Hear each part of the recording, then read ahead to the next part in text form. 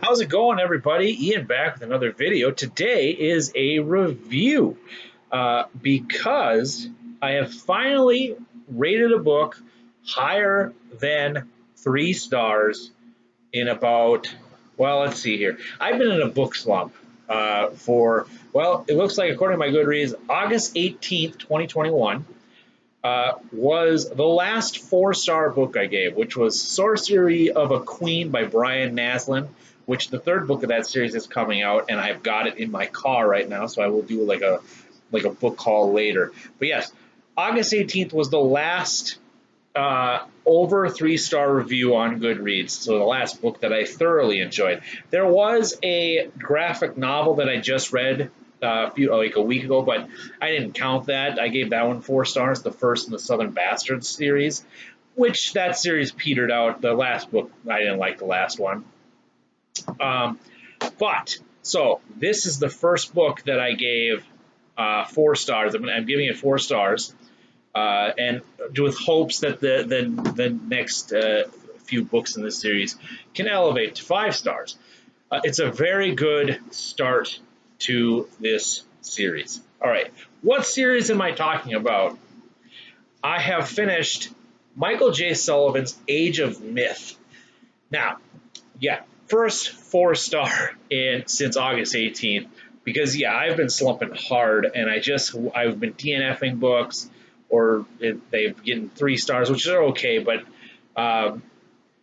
yeah, it just feels like forever since I've actually thoroughly enjoyed a book. And Age of Myth is the first in so far right now there's 6 books out. I don't want to look to see if there's any more coming out after that, for like spoiler reasons, stuff like that. So as of right now, the 6th book came out May 5th, 2020. And I don't know if there isn't a 7th book, so I don't know if that's the end of the series or who knows. Michael J. Sullivan first started, he was on my radar for the Reria series, which he's very popular for. I think he's more popular for that series than this one. And which is set in the same world, but I think it's like 3,000 something years after the events of this book. So I wanted to start here. I have read Raria. I don't know how to say that word. And according to Goodreads, I liked it. I gave it 3 stars. That was like a few years ago. So I only read the first book in that series. So I probably will start that again after I get done with this series. So gave this series 4 stars. So what is this story about? And this is probably why I broke the slump, because this is just good old fashioned fantasy. Not overcomplicated stuff. So basically what the story is, so you have a land, basically. You have your mythical land. You have the humans who are on one side of the river, and that's their land. And on the other side of this river are the gods, these gods that walk among us. The humans are thinking they are their gods. These gods called the Frey. The Frey they control the humans. The humans like give gifts to the gods. Now, and these aren't spoilers or whatnot. I'm not going to spoil anything in this book review. But so a human, if you were to look upon a being that lived, for thousands of years, they don't die. They can live a long, long time. You would think that they are gods. Now, in this book, they describe these gods as your typical elf creatures. So they're basically elves. Elves live, if you read Tolkien, they can live for a long time. And to a human, that might look goddish. So you kind of realize that they're not gods. They're just elves who are taking advantage of these humans and stuff like that. So the story, this is the very first couple pages. The story starts out with this young man. He's not like a teen or anything. He's probably in his 20s.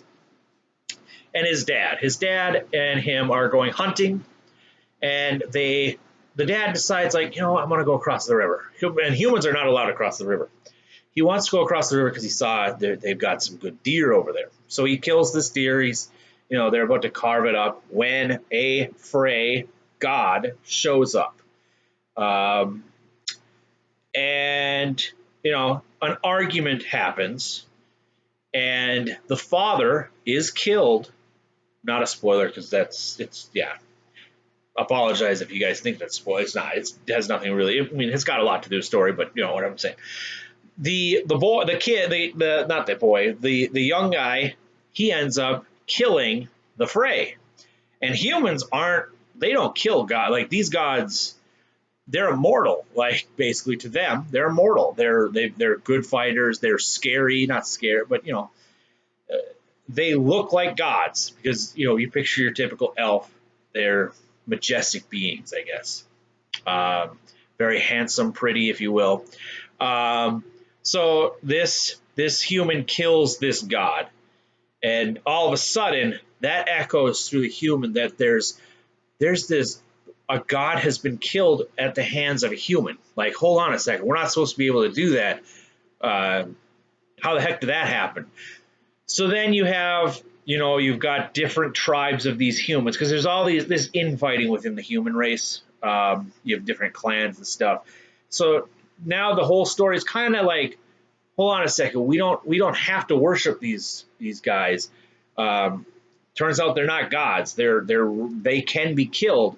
So that kind of starts the war, if you will, between elf and human in this world. And that's basically the gist of this story. And I think that's what broke me out of the slump is it's just good. It's old fashioned fantasy, not tropey as hell. Obviously I'll get into a few of the things, but that's, a nice apple pie is delicious. And you've tasted one apple pie, you've probably, there's different variations of it, but there's nothing good about there. There's nothing good. No, there's nothing bad about a nice apple pie. So this is kind of how that is. This is a nice, straightforward fantasy. So let's get into some of the characters, I guess. So basically, yeah, the Frey are now they want vengeance. Basically, you can't kill us. What are you doing? So of course they send like a garrison of troops down to squash this rebellion. And yeah, so that's kind of the first book is just the start of this war, I guess. So let's get into some characters. So you have Wraith. Wraith is the god killer, if you will, and it is tribute. He doesn't want anything to do with this. He's like, God darn it, I don't want to deal with this crap and blah blah blah. And then he's got Malcolm is his sidekick. The sidekick was with the Frey. He was a human, not slave, and he says, I'm not a slave. He lived with the Frey, and he was a servant. He was a manservant, basically. And after the Frey is killed, Malcolm decides to, hey, wait a second, we're not supposed to do that. Like, maybe there's something here. So Malcolm goes with Wraith on his trip because Wraith just wants to get. He just wants this. He doesn't want anything to do with this this war, I guess. But it's that reluctant hero type trope where I don't want anything to do with this. I am not the chosen one, if you will, I guess. So you have those. You have that. Then there's some interesting side plots here. You have Persephone. Persephone is a clan chief's wife who is human, and she is down in her settlement, and her husband goes off to kill this ferocious bear that's been terrorizing the settlement called Grin the Bear. I don't know anything about this bear. This bear is very interesting. And the first chapter with her, it turns out the husband is coming back on a shield because it's been killed by this bear. So she loses the chiefdom, basically, because another chief is going to be elected, and she's going to lose out on being the leader, I guess. So she's kind of like, whatever, like, okay, I'm done with this leading crap. And she meets this girl named Suri. Suri came from the woods. Suri does not. She's a woods girl basically, and she's got a wolf with her, one of a typical animal companion. There's a wolf that she speaks to. Suri is she's a little weird. She talks to trees, she talks to bushes. They talk back to her, and they have to go. And she's like prophesizing that this war is going to happen. We need to go talk to this big oak tree called Magna. Magna, I'm assuming, is the big oak tree here. So Suri enlists with Persephone, because Persephone, I want to go talk to this tree and ask, like, how can I help my people? Because she's heard of this god killer, and now that the Frey are going to come down and start annihilating villages, which they've already done. They've annihilated 2 villages at least, and they're next on the list. So she just wants to help out, help her clansmen. So she figured, what the hell? I'll go with you to talk to this tree, and so they're going to have to talk to the tree and all that stuff. And now, but here's the nice thing: it's kind of like Game of Thrones-ish, where you can have 2 perspectives here. There are a few different character perspectives. God, why am I having trouble? So you've got a few elf characters. You have Arion. Arion is so. Here's what's interesting. Now I'm reading Wheel of Time, and Michael J. Sullivan has completely taken. Which is great, fine. Which is great. He completely what is that? God, I've been reading that book for so long. What the heck is their magic system called? I am failing. They're weavings, I guess. She's basically an Aes Sedai, if you will. She has the powers, or in this book is called the art. The art is the magic system in Michael J. Sullivan's. Oh, by the way, this is book 1 of the Legends of the First Empire. That's the series name. So yeah, she's basically an Aes Sedai. She can weave, and yeah, Sidon is that? Yeah, that's what it is, right? God darn it! I've been reading that book for so long. I can't remember why am I'm blanking on the name of the power system in the Wheel of Time series. Sidar, that's it. So what was I saying? Yeah, so she's basically an Aes Sedai, so she can weave this magic stuff, and so she's gonna go down to the human area and find out what the hell is going on. So you have her. There's a few other elf characters. Obviously, you have some politic elf stuff going on in the capital because they want to vie for power. Should we annihilate the human race? Should we just annihilate the rebellion and then make them work for us, or do we just annihilate? You have different factions working against each other for rule of this the fray, I guess. So that's pretty much it.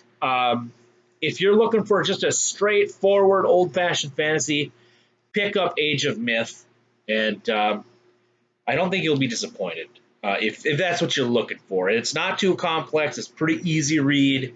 It's great. It would be great for a beginner fantasy series. But so we've got Age of Myth here. I'm out. I've got the other 2 from the library, the next 2. So hopefully I'll start reading those very, very soon. All right, take care, everybody. Have a good one.